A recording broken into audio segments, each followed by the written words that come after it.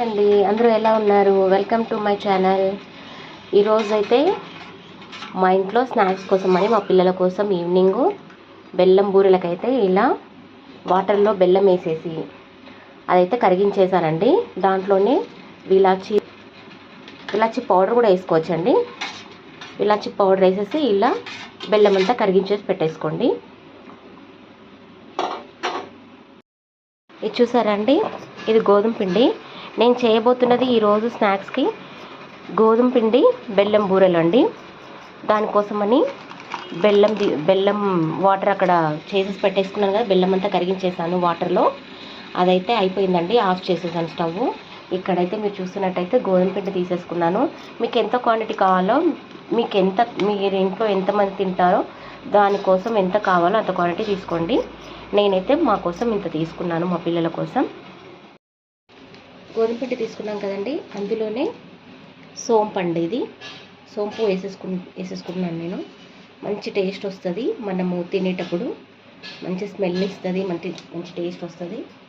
ఇందులోనే కొంచెం తినే సోడా అండి, వంట సోడా అంటారు కదా, అందులోనే కొంచెం పొంగడానికి బోండాలు, కొంచెం వంట సోడా, ఇవన్నీ వేసేసుకొని మనం మిక్స్ చేసేసుకుందాము.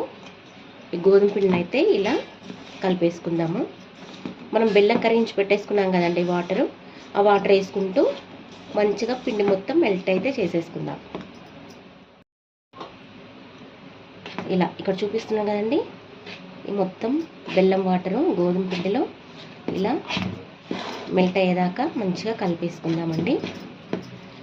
ఈ వేడి ఉంది కదండి, కాలుతుంది, అందుకని చూస్తూ జాగ్రత్తగా స్పూన్తో మెల్ట్ చేసేసుకోండి.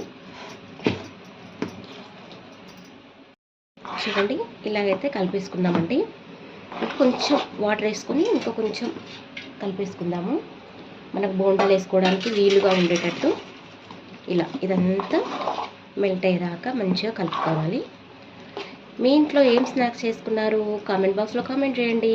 చిన్నపిల్లలు ఉన్న ఇంట్లో అంతే కదండి, ఈవినింగ్ అయ్యేసరికి పిల్లలు స్కూల్ నుంచి వస్తారు, కాలేజ్ నుంచి వస్తారు, వాళ్ళకి ఏ స్నాక్స్ చేయాలి అనేసి పేరెంట్స్ హడావిడి పడిపోతుంటారు కదండి. అందుకోసమనే ఈ చిన్న ప్రయత్నం. అందరికీ తెలిసి ఉండొచ్చు, తెలియని వాళ్ళ కోసం ఈ డిష్ అయితే నేను చేసి చూపిస్తున్నాను. చూడండి, నేను ఇక్కడైతే ఇలా అయితే బాండి పెట్టేసుకున్నాను. మనం ఇందులో ఆయిల్ వేసేసుకుందాము. బోండాలు అయితే ఇందులో వేసి వేయించుకోవాలి కదండి, అందుకైతే ఆయిల్ అయితే హీట్ అయితే చేసేసుకుందాము. ఇలా మనకు కావాల్సిన సైజులో ఇలా బోండాల్లాగా వేసేసుకొని వేయించేసుకోవడమే.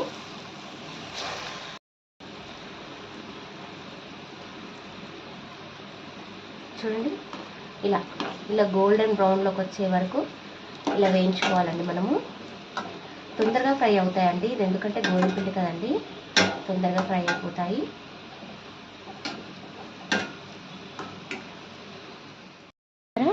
ఈ విధంగా అయితే నేను ప్లేట్లోకి తీసేసుకున్నానండి.